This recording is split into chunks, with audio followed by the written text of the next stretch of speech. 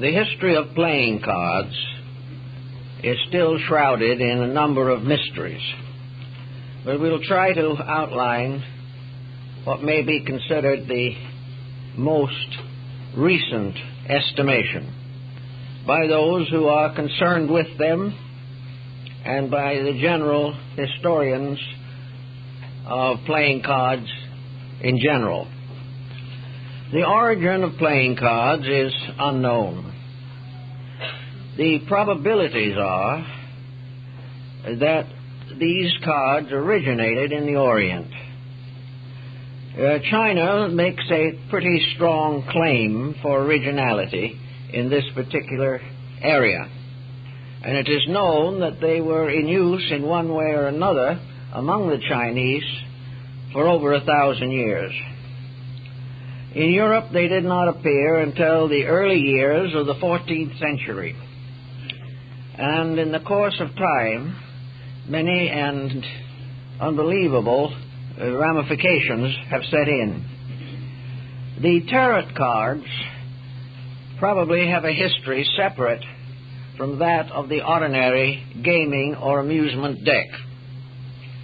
The Court de Gabelin, one of the first great Egyptologists, favored the theory that these major trumps, as they are called, the 22 major cards of the tarot deck, which consisted of 78 cards, that these were actually based upon symbols used in the initiation rites of the ancient Egyptians.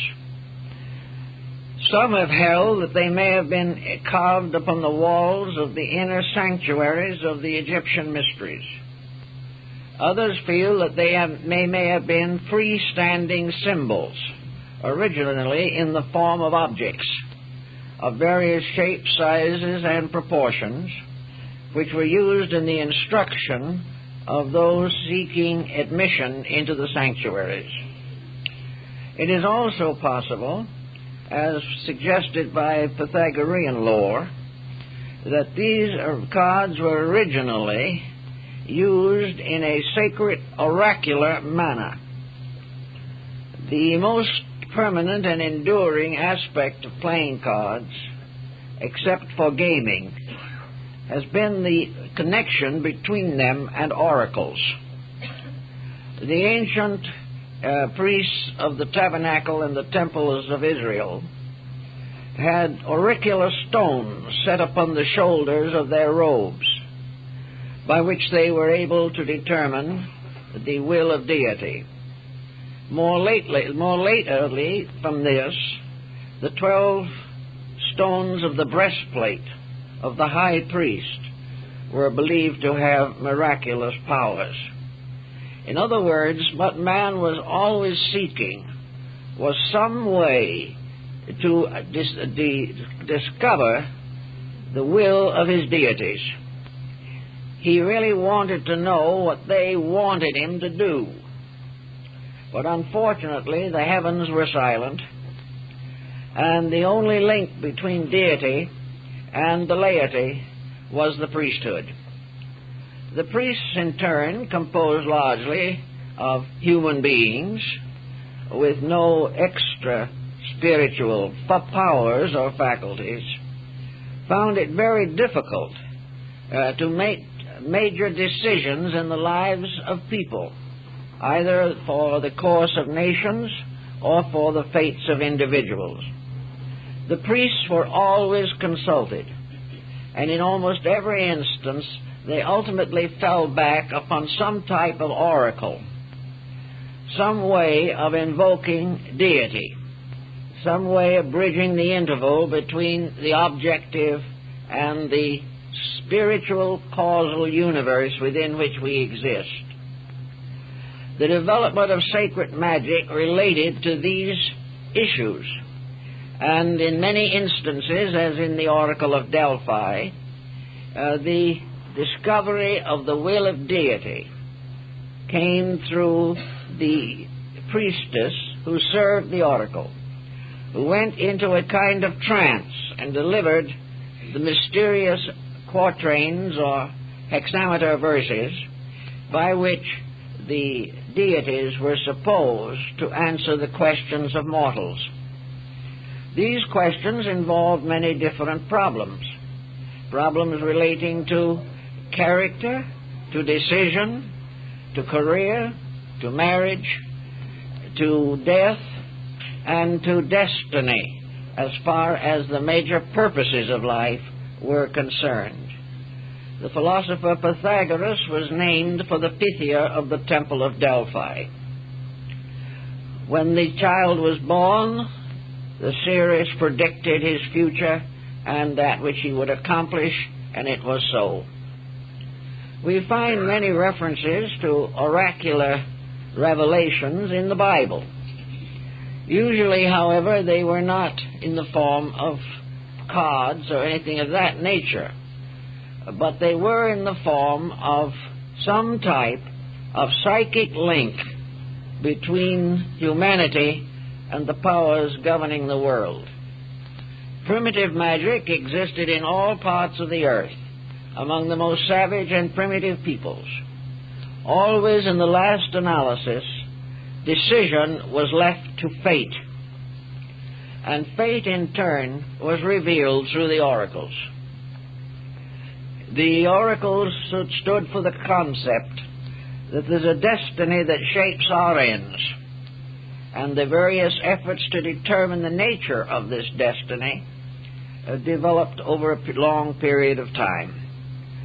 We are inclined to believe that at the very most remote period, divination was by means of arrows. In other words, small sticks falling in various positions and compositions were held to have sacred meaning. We know that similar sacred meanings were found in China by the use of the so-called oracle bones as early as the 2nd millennium BC. Oracle bones had inscriptions placed upon the flat bones of animals. These inscriptions were in the form of a question and a built-in type of answer. In the Chinese ideographs, this was comparatively simple. A hot iron was then placed on the reverse side of the bone, causing it to crackle, and the cracklings falling through the inscriptions became the basis of the delineations. We also know that the arrows were perpetuated in China in the form of bamboo tubes with a number of slender rods set in. These rods were shaken out one by one from the tube, and the letter on them was the key to the definition or delineation. Actually, as we proceed further, we begin to come upon another type of divination that was very important, and that was with dice. The ancients had several kinds of dice, both in the Orient and in the Occident. And when they excavated the old streets of Jerusalem and got down to the pavement that was there in Bible days, it was discovered that a number of the stones had board-shaped figures cut into them to be used in playing games of dice or in divination. We know also that according to the New Testament, the lots were cast for the robe of Christ. Lots then became the basis of ownership. When you could not decide naturally to whom a certain article or condition was intended, no one knew what to do about it. They did not know who was always the one to be guilty or the one to be innocent.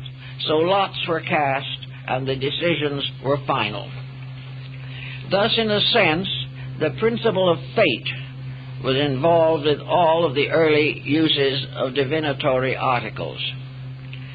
If it is true that the Egyptian temples had within them certain magical figures, also the geometrical solids representing the deities, and systems of numbers by means of which oracles were delivered, we can then remember the Wheel of Pythagoras, which, while it may or may not be authentic, is certainly ancient, and by which divination was performed through the combining of letters, particularly the letters of the name of the person asking the question. Always in that period of early study, men turned to the stars for guidance. And the belief of the influence of the planetary bodies upon human life was part of ancient philosophy and still survives under certain persecutions over which it appears to be always victorious. All these little symbols and different articles and different types of things probably led gradually to the production of some type of symbolic card.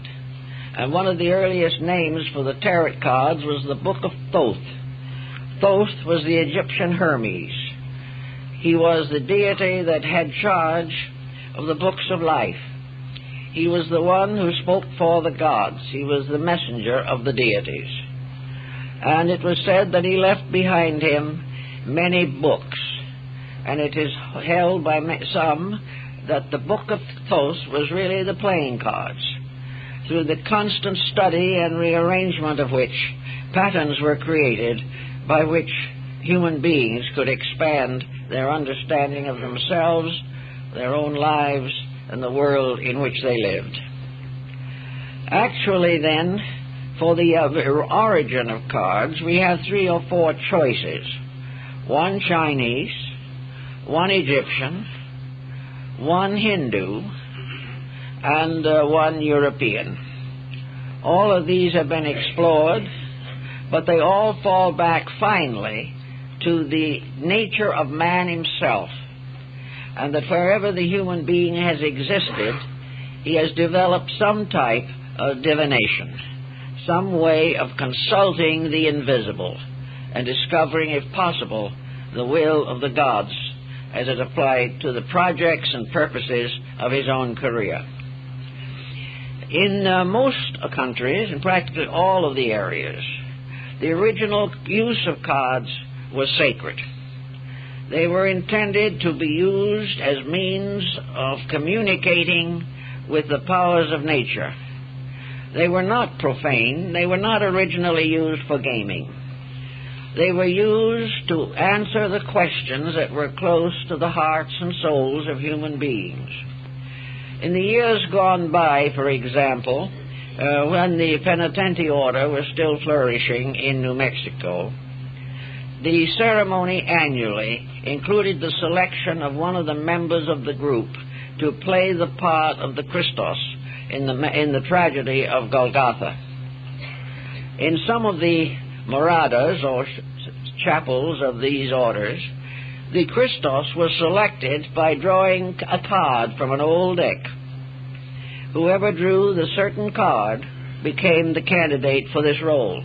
Now here is a use of it in the 20th century, which is not so different from what it may have been in Egypt, India, or China. It was the fact that no one wanted to select a person. No individual, even if he wished to be selected, was accepted on this grounds alone. There had to be some kind of a sacred omen, a sacred symbol to indicate this preference. If, as we now suspect, and rather generally, that divination was the original use, then we begin to understand why and how various designs appeared upon these cards. We know, for example, that they are still used, at least underground, in Tibet, where they contain or are marked with the figures and pictures of the divinities and of the sacred objects of Tibetan Buddhism. We have a partial deck in our library that was found inside of an image, inside of a large bronze image. This deck undoubtedly was used entirely for religious purposes. It was not for any intent of amusement. It was in order that the divine laws could be communicated in some pattern or way, and instruction bestowed for the improvement of character. Now, this may also have been the old Egyptian form. in which the cards were used perhaps even so far as to determine those entitled to initiation into the sacred rites. So we begin with the use of cards as divinational objects exclusively.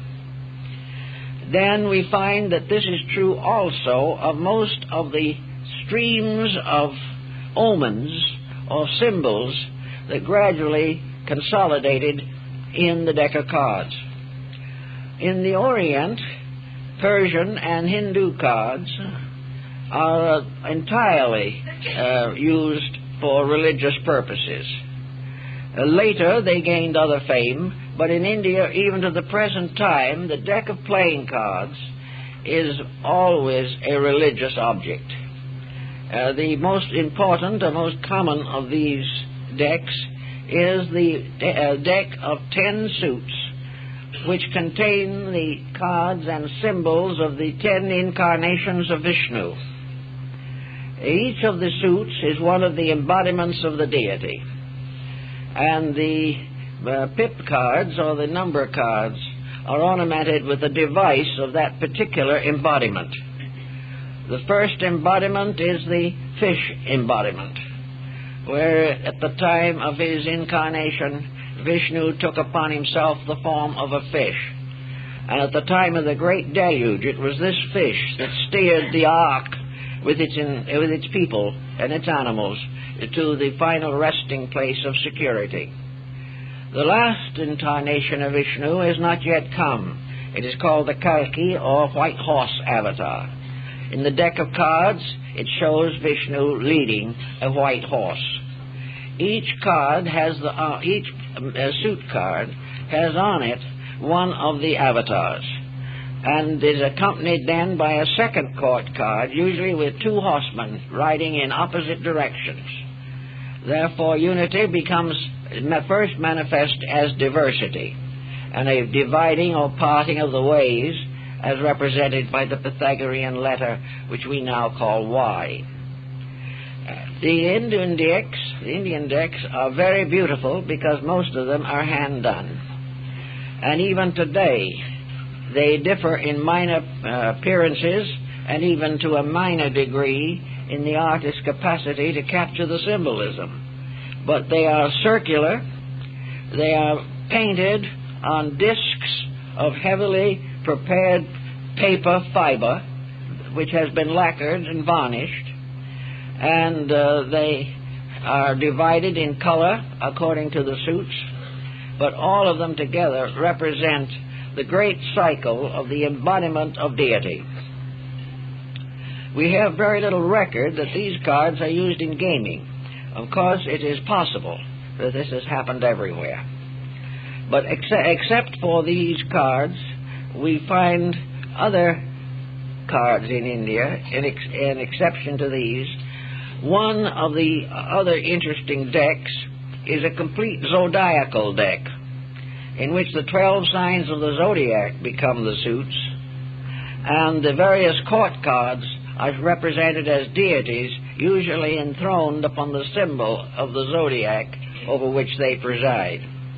This particular system also seems to have been transferred ultimately to Japan, for there we find in the temples of the esoteric sects booklets and small reliquaries with the deity represented and the sign of the zodiac at his feet. These little relic curios are obtainable. We got several of them in Japan. So the astrological deck was a very interesting one among the Hindus. And it may be noted at this point that complete decks of any of these early cards are virtually unobtainable. They are in a few world museums, because those of artistic quality are usually separated and disposed of separately as miniature paintings. They are very beautifully done. The origin of playing cards in Japan is also rather uncertain. They undoubtedly had indigenous types of cards, but when the Portuguese and the Dutch and the Spaniards opened trade there, European decks were introduced. And from that time on, the Japanese created cards similar to the West, but with interesting, curious, and sometimes humorous variations. Wording on these Japanese European cards wordings were usually misspelled, letters misformed, and the attire of the court cards curiously complicated between Eastern and Western costuming. They also, in Japan, had a number of indigenous decks, which we find no equivalent to in any other country. One of these decks that is most interesting is the deck of poits, the deck that is used only during the holiday or New Year's season. These decks are doubled, one half having a picture of the poet and the first lines of a poem. The second and matching card has only the remaining lines of the poem. They are shuffled, and in order to select the correct termination to a verse, the players have to be very well versed in literature and in the productions of their various national scholars. In the beginning, these cards were also all hand-painted. They are smaller than our cards and are usually blank on the reverse. These people also had a definite gaming deck, consisting of the cards of the flowers and plants ruling the 12 months of the year.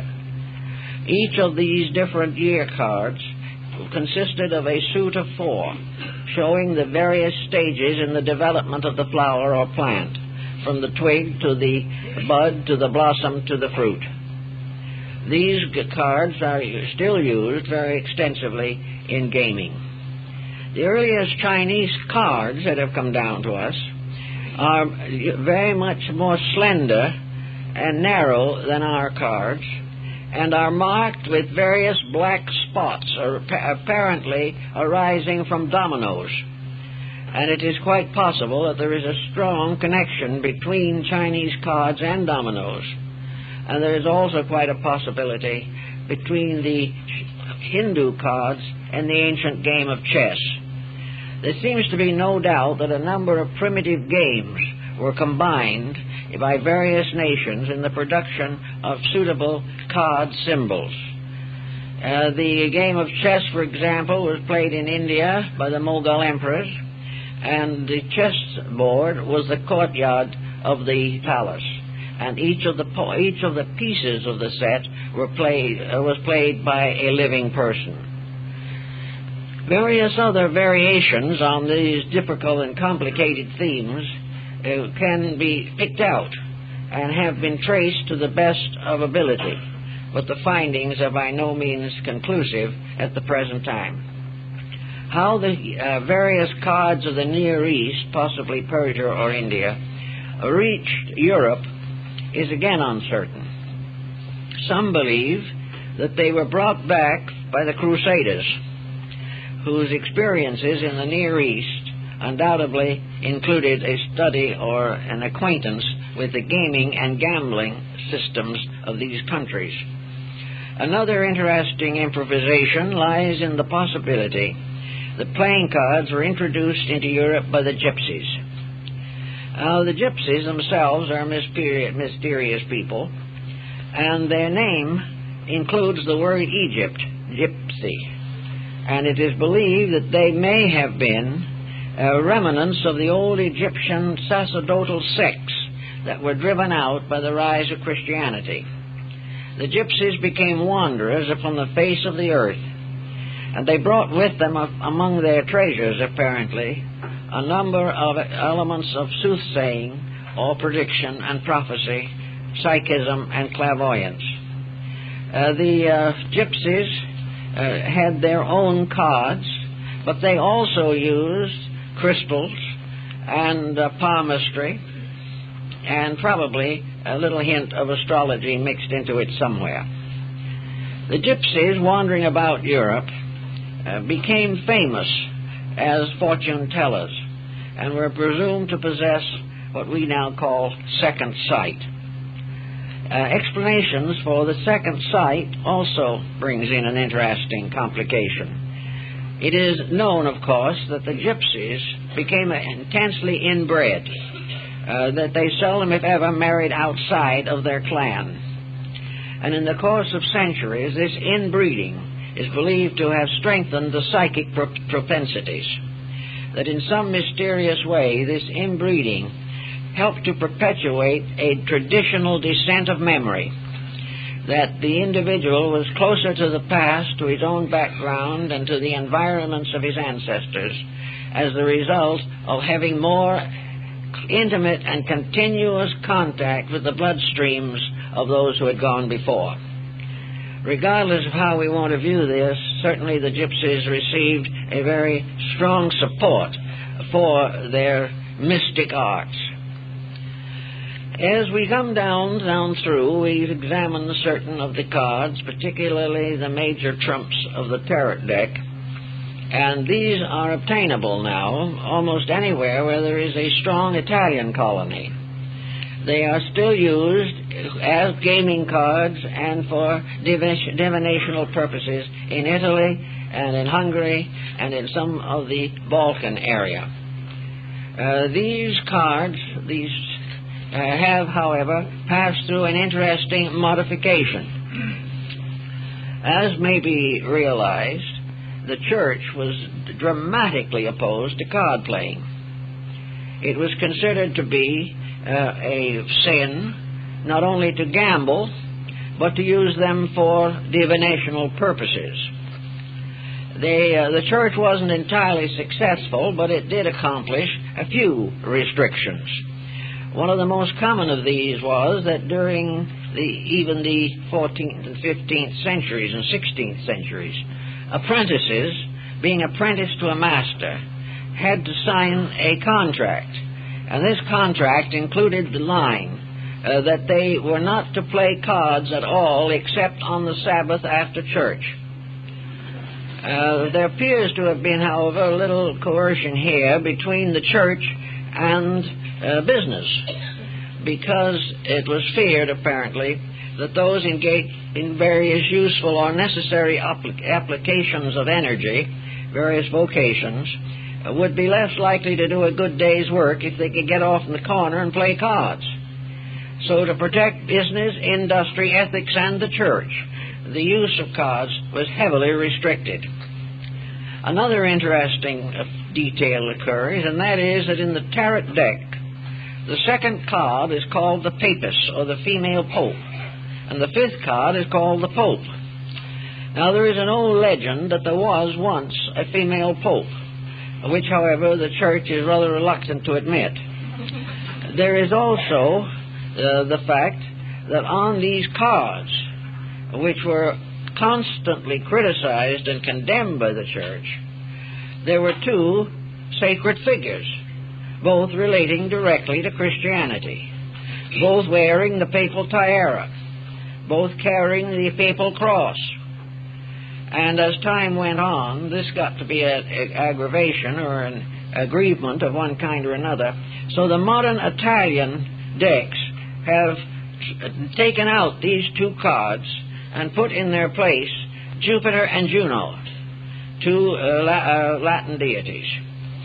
But older decks still have the original allotments, and decks prepared in modern times for students of the tarot, of course, have the original form. But the playing deck, as it is used now by the people, no longer contains these two cards, which are considered objectionable. Gaming was gradually introduced, probably as a result of the natural instinct of the human being to hope for quick gain and to remain steadfast under quick loss. Cards or games were originally probably a combination of gaming and the fulfillment of hope. The individual playing hoped to win. If he won, he considered it a sign of a good destiny. He not only pocketed the money, but had the satisfaction of having gained it through the consent of fate, that it was his by divine right, so to say. The Protestant Reformation practically ended the use of cards in the so-called Protestant areas. But they came back gradually. They were not ousted for long. When the French Revolution overthrew the monarchy, the kings, queens, and jacks of the deck were deprived of their crowns, and all symbols relating to royalty were removed from the French decks. They were, however, gradually replaced. Religious decks in the Western world are not too common, but not too rare. Some decks have the court cards as the prophets and apostles and other biblical figures. A very favorite subject for a king card was Charlemagne, and it is said that one of the queens was derived from the symbolism of Hypatia. All kinds of strange and wonderful thoughts have become associated with these cards. Now, the 22 cards of the major deck of the tarot, which is the one most used by students of the subject, are very much Kabbalized in modern thinking. To the numbers have been added the letters of the Hebrew alphabet, and the cards have been tied strongly with all of the Hebrew philosophical speculations, including divination. They have been used to reconstruct Kabbalistic designs, and have been used as symbols of the various levels and orders of the Kabbalah. In Kabbalism, the great soporific tree appears in 4 forms, representing the tree of life on 4 levels of existence. These 4 levels of the tree of life are represented by the 4 suits, and the Godhead is represented by the court cards. The other cards constitute the 10 sephirothic symbols of these 10 spheres or worlds, and also come back again to the Pythagorean tetractys of 10 dots. We'll go into that in a few minutes. Actually, then, the old deck of 78 cards was primarily a philosophical deck. As time went on, a number of improvisations were made. The tarot majors, or major cards, changed their designs. In some cases, characters from classic mythology and from various systems of symbolism were inserted, and later they became involved more or less with contemporary events. Some decks of cards have famous generals, and one of the prime objects of these successful cards in England at one time, the prime object was the Duke of Wellington, who honored himself, or was honored, by being placed among the persons of the deck of playing cards. Also, with time, educational cards made their appearance.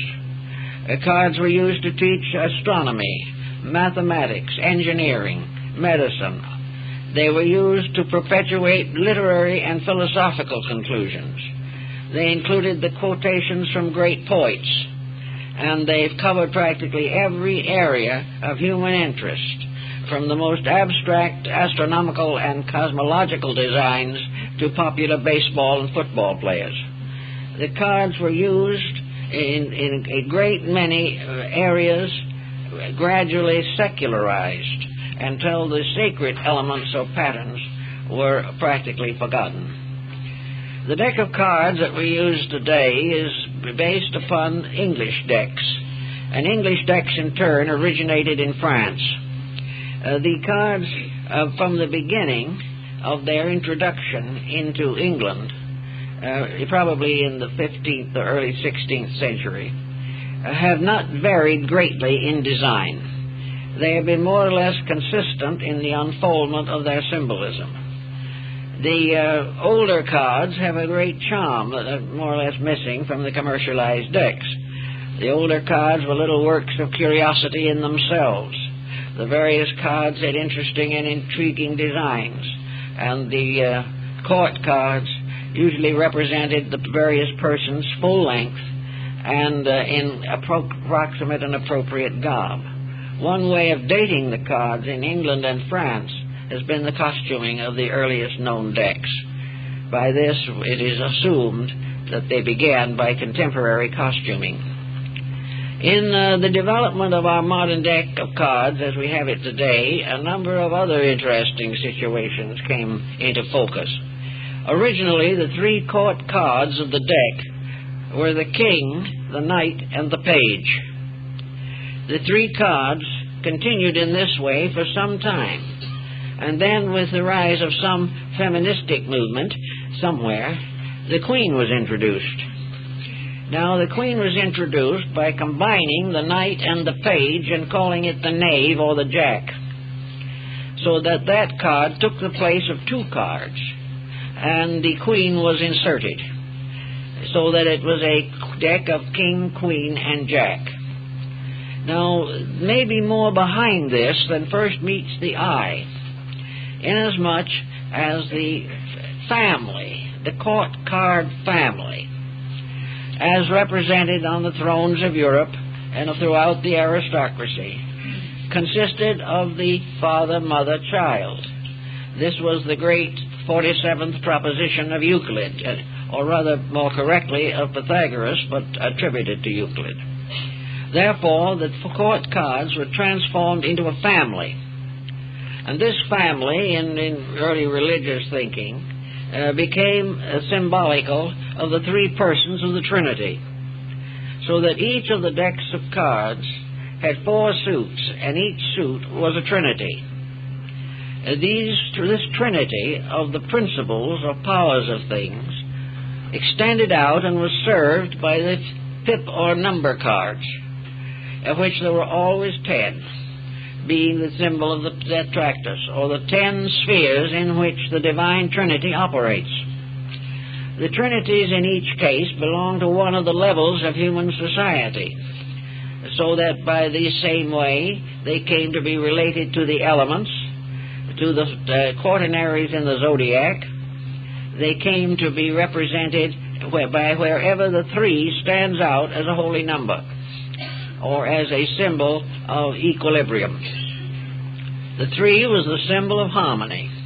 It was the symbol of the home, of the family, and of the cooperation of human beings in the furtherance of the divine plan. The deck was somewhat abridged by dropping out of the major trumps.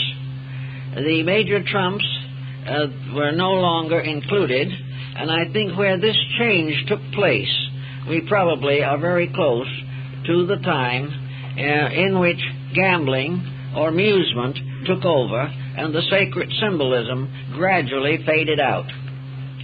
But with the deck of 52 cards, as we have it at the present time, we have some very interesting astronomical factors presenting themselves, and of course these cards can be subjected to almost any type of thoughtfulness to find out what they mean.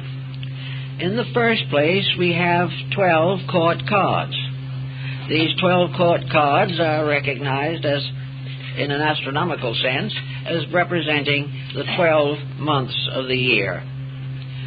When the double-headed cards were introduced, each of the 12 cards had 2 portraits on it instead of one inverted to the other. These 12 multiplied or increased by a second 12 became 24. These 24 faces, therefore, fitted very well into the concept of the 24 hours of the day, which in turn descended to us from the 24 elders before the throne in the book of Revelation. Having thus more or less identified this particular point, we go on to the consideration of the cards themselves. Each of the suits consists of 13 cards, and the 4 suits combined give us 52, which is the number of the weeks in the year. If we add the spots on all the cards together, counting the jack as 11, the queen as 12, and the king as 13, and I'm going up from 1 to 13, the result is 364. which is 1 day short of the year. In order to take care of this little detail, at quite an old date, the joker was introduced, which made the number of actual spots 365. Some modern card manufacturers, no doubt without any intention of so doing, now provide their decks with 2 jokers, whereby we take care of leap year. But Milton Pottinger, in one of his studies on symbolism, points out the parallels, for example, between the symbolisms on cards and the symbols of Freemasonry and other ancient esoteric societies. This has, however, certain disadvantages, because if we trace the cards down through the centuries, we find that the many irregularities have stepped in or crept in to change the appearances of the cards. It still remains true, however, that the King of Clubs is probably the Grand Master of the secret empire of the cards, for he is the only one who carries the orb, which was the symbol of ultimate royalty. But all the cards can be taken, and you can sit down and compare them. You can also, if you're interested, secure different cards from different makers and compare the details of symbolism.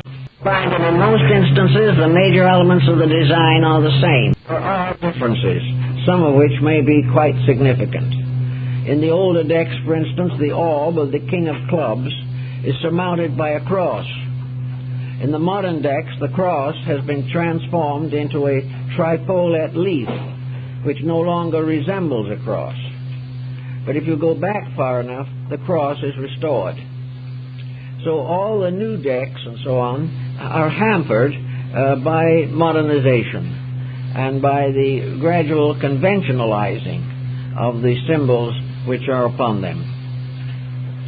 Now, as we go a little further into this rather intriguing subject, we come directly to what seems to be the most important of all considerations, namely the prophetic use of cards. Cards as instruments of divination. And to analyze this could almost confuse the world's greatest thinkers, for the simple reason that it has been impossible up to the present time to explain why and how a turn of a shuffled deck of cards can produce a card with a specific meaning for an individual. Yet it would appear that such actually occurs. And if various persons who have been in contact with cartomancy will testify that the cards do have an uncanny way of working out, that there is something that happens in connection with the use of them that seems to be still oracular, although they are now used principally in gaming. Of course, even in gaming, the players have to almost pray that the certain cards will appear. And if they do not appear, it is almost a sign that the judgment of heaven is against them. Of course, the judgment of heaven is sometimes modified by marked decks and other dishonest practices. Speaking about curiosities in connection with gaming, King James I of England was quite an inveterate gambler. He used to love to go down to Gray's Inn and play with the attorneys down there, his favorite card games. It is even said that many titled ladies enjoyed this for avocational interest. But the king himself was apparently a very busy man, heavily burdened with the responsibilities of state. And when he played cards, he sat and one of his servants sat beside him and played the cards. The king only told him which ones to play.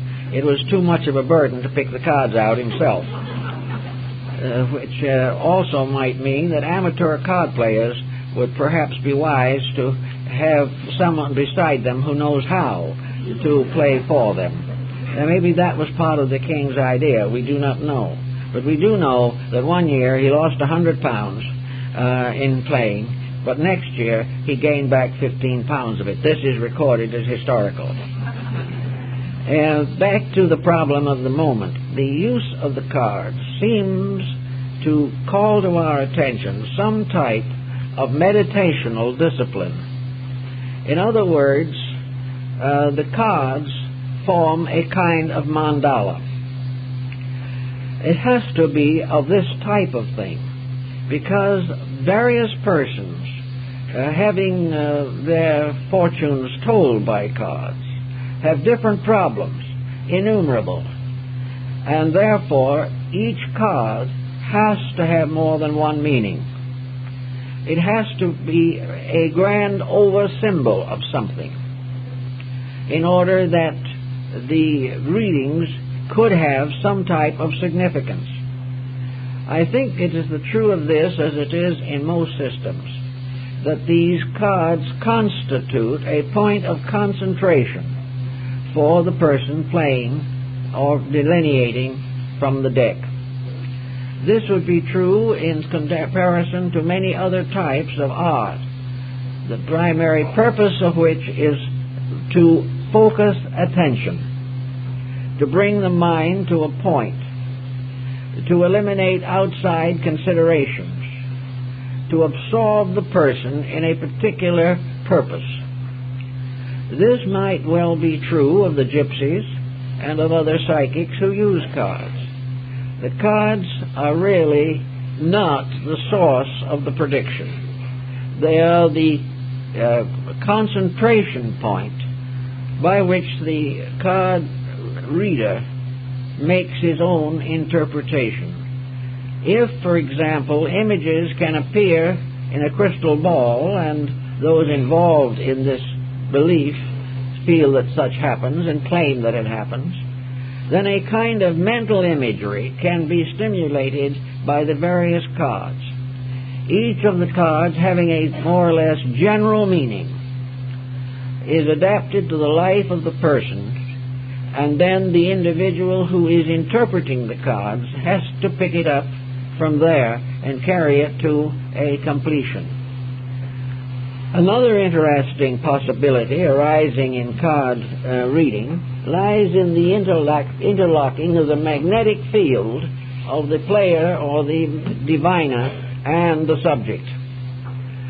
The individual may attain a certain contact telepathically. The medium, being a sensitive person, and the card delineator is a psychic without question, the concentration and the proximity can result in a mingling of mental energies or psychic energies. The individual who is being read may have within himself a fairly clear picture of his dilemma, of his situation, or of his need.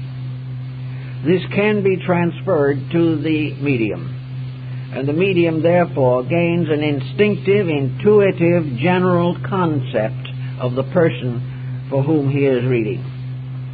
This in turn makes it possible for him to draw upon the subconscious information belonging to the person who asks the question. Take, for example, a simple case. An individual loses a precious object. He goes to a gypsy who reads the cards and tells him where it is. He goes there and finds it. Now this looks like a nice tight little miracle, and would certainly gain distinction for the delineator. But it is also true that it is quite possible that the individual who has lost the article has forgotten where he put it. But in his subconscious, the record of where he put it is still present, and could be, by hypnotic thought, revived. If he put it anywhere, his subconscious nature, his unconscious self, knows where the article is, although consciously he does not. In another case, the individual's unconscious knows what he should do, but is unable to transmit this to his outer personality. The inner person may also know the danger that lies ahead, but it is not brought into consciousness. A psychic using a meditational device to concentrate energy may very well pick up that which is locked in the unconscious of the subject, but which is nevertheless actually there.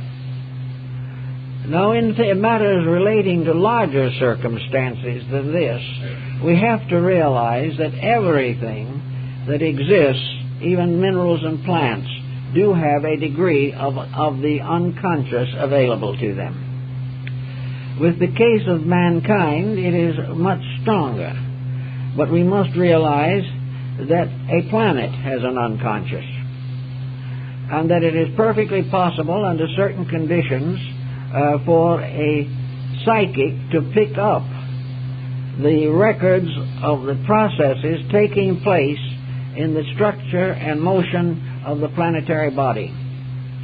In other words, there is a reason behind everything. Everything is ensouled by life, and everything that is ensouled by life can be read by a person who has this psychic or mediumistic propensity. Now, it does not follow, however, unfortunately, that psychic propensity is stable. It is something over which the possessor has very little actual control. It is not inevitable that the person, the medium, in a state of meditation or light trance, working with cards, is always going to get the right message. It is quite possible that the message depends to a large degree upon the orientation of the psychic. If the psychic's own nature is disturbed, or there are conflicts of interest, or there are situations that cannot be reconciled within the psychic, then the readings may not be correct. And there seems to be no way of telling just how this happens. Also, it may result from the fact that the person consulting has no clear subconscious image of his own intents, or has not formulated a program, or has not clearly become aware of a situation.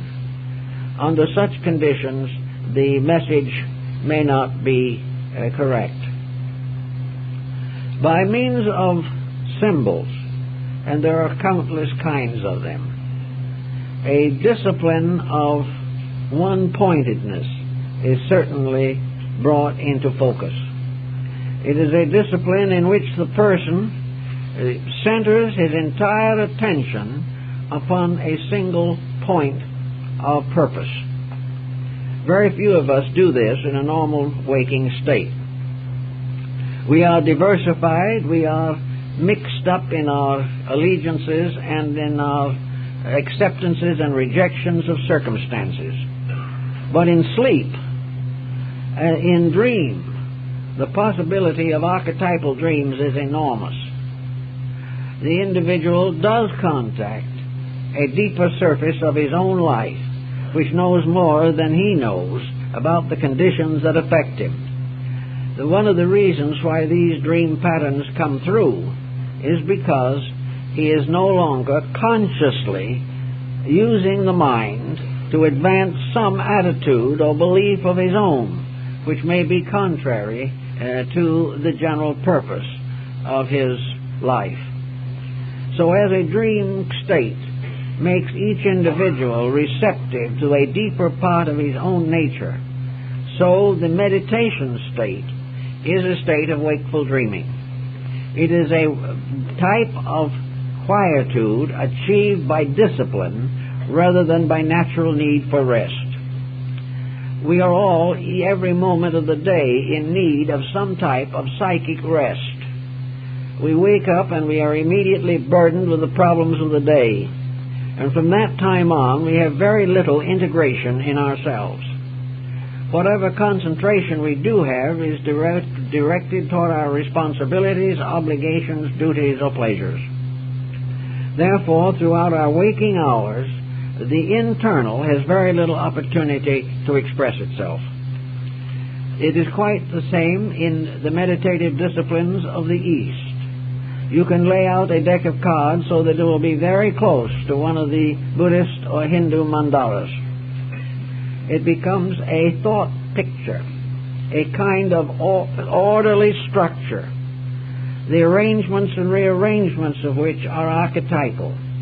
It has something in common with I Ching, the classic of changes in China, because these readings, seemingly obtained by chance, by something like the falling of coins or the dropping of whole and broken wooden bars, these things seem completely fortuitous. The I Ching, by the way, came into the West under the name of geomancy, which uses exactly the same principles.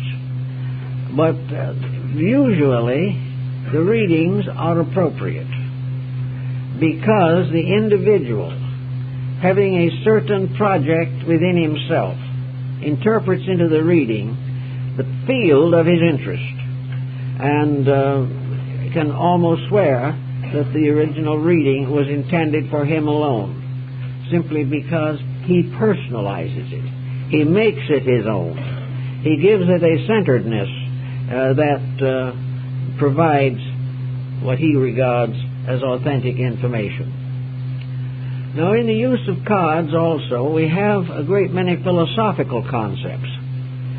The possibility, for example, of a rule or law governing what we call chance. In the ancient times, there was strong division of opinions concerning the fate or fortune of life. Most of the philosophical people of all times have believed that life is under law, and only those who have more or less discarded both religion and philosophy are willing to accept that they are the victims of chance or circumstances. This providence that shapes our ends is therefore something that is predestined and foreordained. It is something that must happen. But how does this must happen tie into the idea of the fall of a card out of a deck, in which there are other cards, the deck has been shuffled and cut? How are we to say that the one significant and appropriate card comes out of the deck? Some would say that it is the will of God, which covers a multitude of uncertainties. Others will believe that there is some kind of a machinery behind the individual which causes these predestined occurrences to arise in various ways. There's hardly anyone who lives a life in which they have not at some time received a warning or an omen or a hunch or an intuition that came true. Now, this means apparently two things. One, that the individual is in some way related to life in a manner that such curious coincidences are explainable in terms of natural law. We do not know just how to explain them, but that they must be explainable. The second thing that you find in divination is that there are indications, quite obvious and evidence, that these cards predict events that have not yet occurred. In other words, they will tell the outcome of a circumstance that is still uncertain. We know that as individuals we do not have full control over the circumstances that we approach each day. There are possibilities, there are certainties, there are impossibilities, and we must be faced with all of them. Therefore, if there is a power somewhere to anticipate future events, even over a period of centuries, to describe in detail occurrences that have not happened, this presents a very elusive but intriguing subject. One answer to this has been that there is no change in the life of the person or of the world, which is an immediate change. Change occurs not in the body, but in the psychic content. In other words, an earthquake does not suddenly occur merely through a superficial accident. It is not something that just happens. An earthquake is an effect, the cause of which must be equal to the effect which it produces. This is one of the basic Hermetic axioms. Now, the cause of an earthquake may be moving into its final relationships long before the incident occurs. But if the cause of the earthquake exists subjectively, there may be and is evidence that this subjective cause is sometimes intuitively recognized by a person. That someone tunes in to a process before the process terminates. This seems to be, to a degree, true in the case of card reading.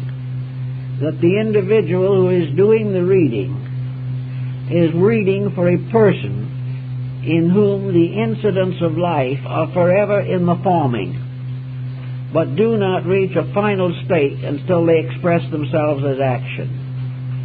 It is quite possible that the psychic field is building up towards something, and that the diviner is able to tune in to this. Very often they may not tune in detail, but they receive the general impression of the occurrence which is being built up. A doctor can do the same thing on the physical level. The doctor can tell a patient very largely the state of his symptoms and what they will lead to if they are not corrected. Ptolemy said there was no fatal necessity in the stars, and there probably is no fatal necessity in a deck of cards.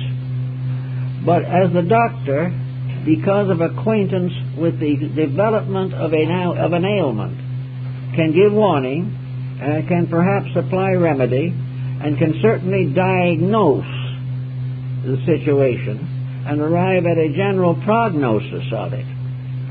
So there is within man a power to know the true condition of self, something that is not within the general reach.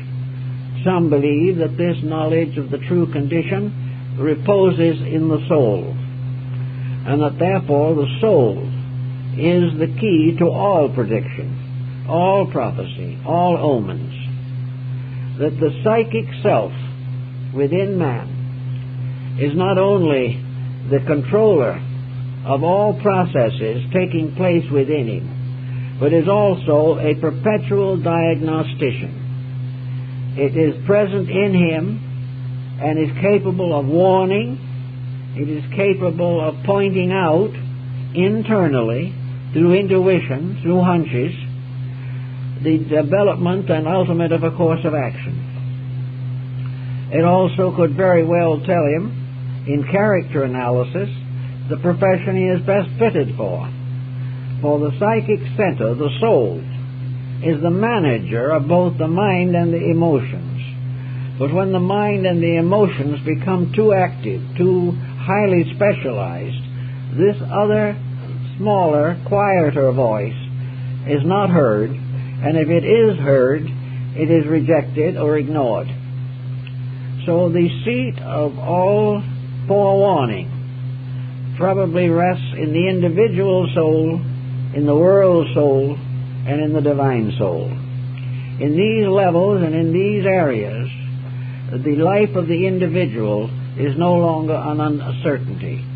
Now, in India, it is held also that persons coming into birth have a certain power of choice as to the phases of their lives and natures which they will develop in a certain embodiment.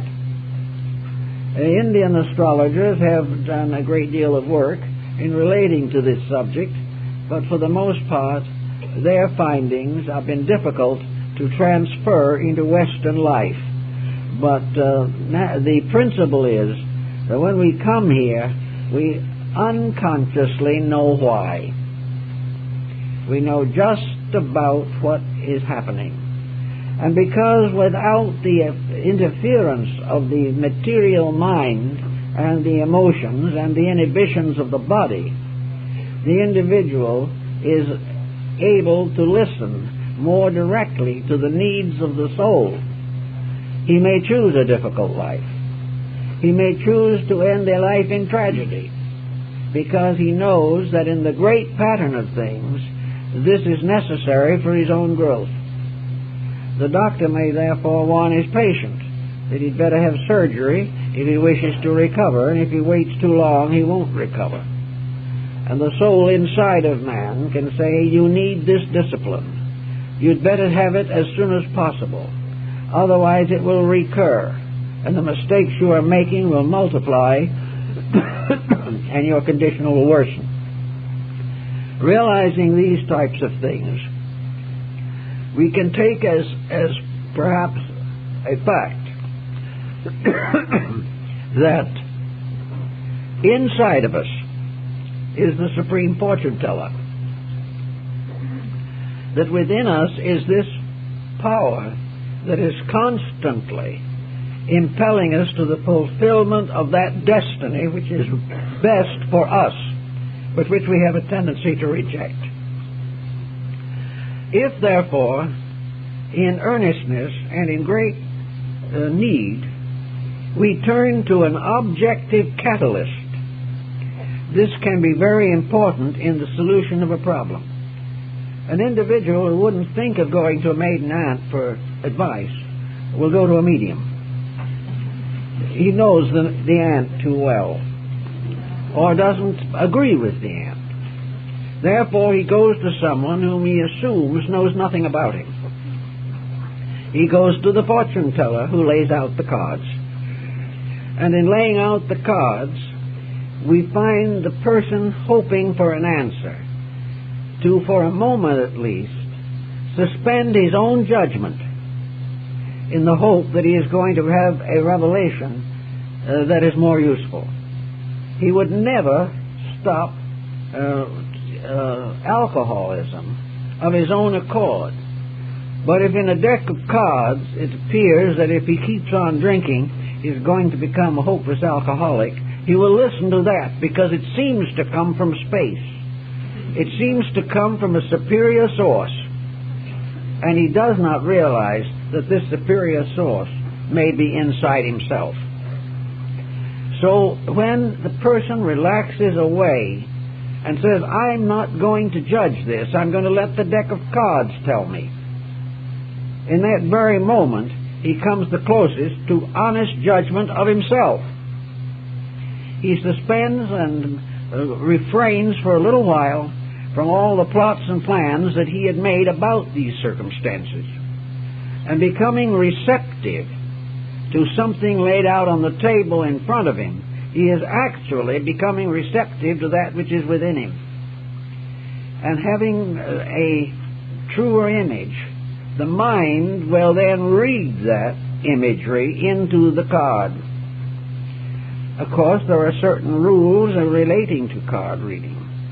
Certain suits and certain cards have distinct lettered meaning. But having a card in a suit with a general meaning, the psychic nature will reveal to him that which in his inner life is in rapport with that meaning. And he will read various things. But he is probably reading primarily from himself. Now, this might seem as though it represents a great deceit of some kind, but it really does not. Because actually, within each living being is the principle of the divine power itself. Therefore, locked within him is a divine wisdom that he doesn't understand. He doesn't know. He's been fighting to gain consciousness of it, but he is only very moderately successful. The power of life within himself is the power of deity, in which rests the premonition of all things. The determination of the existence of every living thing rests in the divine. A spark of this divine is in each of us. And if we can get back to it as far as possible and listen to it, we will discover that it has all the answers that a life like ours requires at any given time, inasmuch as these answers are related to the degree of insight and understanding with which we can use them. So each person has his prophet locked within himself. He has within himself the wise principle, which is the wisdom of God in him. He cannot get away from the pressure of the personality. He must have some kind of a device to assist him in this. Now, these devices have always existed, but we haven't given them very much consideration. We realize that the human mind has to outwit itself in some way before it can penetrate the surface of its own thinking. An Indian down in the Hopi reservation will take two little pebbles. They're perfectly ordinary stones, nothing remarkable about them. But if he puts these two stones together and ties them around with a certain number of threads of wool of certain colors, they're not stones anymore. They're fetishes. They represent the capturing of some kind of a mysterious power in the two stones. They are no longer simply stones because he has performed a magic rite over them. And they become God powers or divine powers. Relics of all kinds come under this general heading. The individual, therefore, with the presence of this fetish, gains courage. He becomes more efficient. He may restore debilitated health. He may be successful in having a better harvest. All of these things are attributed to the fetish, but they are actually attributable to the release within himself of bondage to a lesser state of function. In other words, knowing his flock will increase, he tends it appropriately. Knowing that his health will improve, he follows the wisdom of the medicine priest and takes care of his health the best he can, following the ancient tribal laws. He becomes obedient to a conviction which he has created by magical means. Now, all kinds of things in nature, whether we realize it or not, have their magical overtones. There is nothing that we can look at, nothing we can touch, that does not have mystery in it. But we are not much concerned with mystery until we are confused. In India, the process of meditation lifts the mind from its commonplace, lifts it from its objectivity, frees it from all so-called external processes, and allows it to rest quietly in the substance of the soul. The soul then has the power to instruct the mind. The mind then interprets this instruction according to its own integrities and its own level of development. And the individual has a thought. He has an idea. He suddenly has a realization. He has a belief that he did not have before. And these various manifestations, conditioned by the mind so that he can accept them, become the basis of changes of all importance in his own life. One of the great changes in human life is repentance. The individual being sorry for what he has done and trying to make amends. The repentance originates in the soul. If in the course of the time he picks a card from a deck and he is quiet and wondering and hoping, the concept of repentance begins to move in him. And if the card is favorable, he will try to do what it recommends. If the card is unfavorable, he probably will wait and try again tomorrow, because he's determined that he must have the result But if he is unfortunate, then perhaps he is also going to recognize the negative factor of himself, the guilt factor, the factor that he knows that he has definitely done that which is wrong. And the unfortunate card may prevent him from complicating or compounding the mistakes he has made already. The bad card becomes a warning against something, and in his own soul he knows what that is. So there are so many different implications and applications to divination with cards that the only practical way is to read a good handbook on the subject, but always remember that the true decisions arise within yourself. Dependence upon psychic communication is fraught with many dangers, especially when this communication is not solutional to the major values of life. Many psychic revelations are so general or so optimistic that they present no useful contribution. It is only when a proper rapport is established that the individual knows what he needs. We all know what we want, but only the wise know what they need.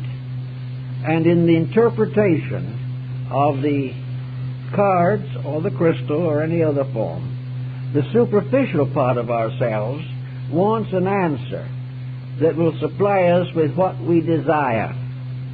But the deeper part of ourselves is always searching for that which is the greater good, that which will assist us in developing and perfecting our own natures. So if you are given to card reading, if you are given to astrology, if you are given to any of these fields of mysticism, remember always that they are meditation centers by means of which it is hoped that you will explore the deeper part of yourself and find out what your needs really are. A horoscope is a psychological pattern. It is not only something to tell you whether you'll be rich or poor, it is something to point out the chemistry of your own consciousness.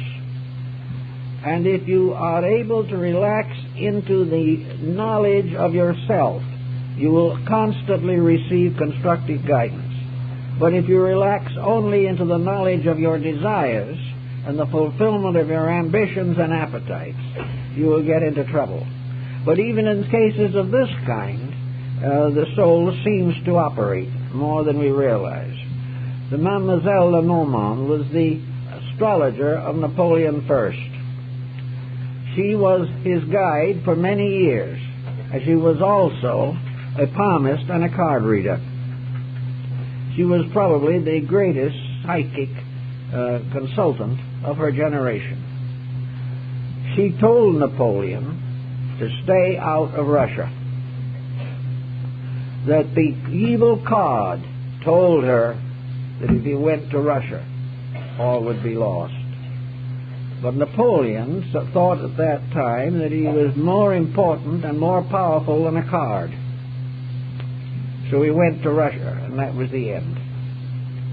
Now, the truth of the matter is that in the very depth of himself, in his own psychic nature, Napoleon realized not only the danger of the Russian campaign, because he was an expert militarist, but also he realized that the whole course of his life was essentially wrong.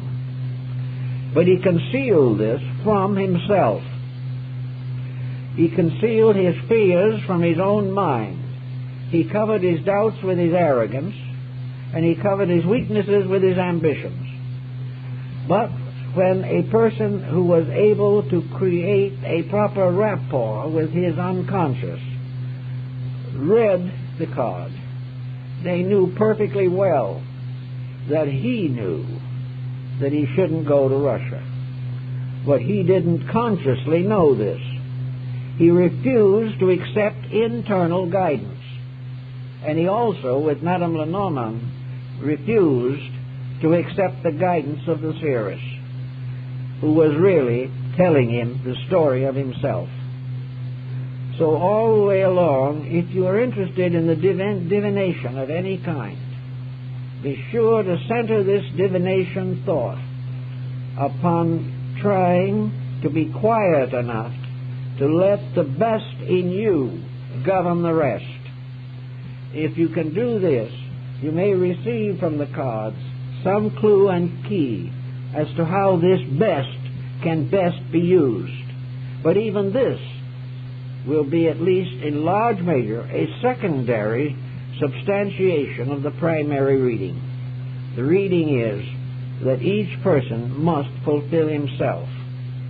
And in the psychic world, where barriers are not as strong as they are here, the flow of psychic energy is susceptible of diagnosis. And through the use of it, you can help your life. But you can also help your life by one of the simplest of all of these meditational disciplines, and that is honest prayer, the dedication, devotion to principles, realization of right, and the courage to live according to the best you know. These also release the internal. And sometimes this release is a reflection from something outside of yourself. But it's always aimed at that which is within you, by means of which, in the fullness of time, you will achieve the purpose for which the soul in you is guiding you. And until then, perhaps you need the dream, you may need the card, you may need the horoscope. But all of these can only help you to release that power in yourself, which is always sufficient to all need if you use it properly. This is more or less the message of the moment as far as I see it. So thank you very much. This is open house. We hope you'll all visit with us. We're going to have a little talk this afternoon on flowers, and for the occasion we have placed a whole group of playing cards of different countries along the wall of the library under the glass on the surface of the cases. So you will see European, Asiatic, Chinese, Persian, and in one book I noticed that in one of the Persian decks of cards, the Joker had the portrait of the Shah.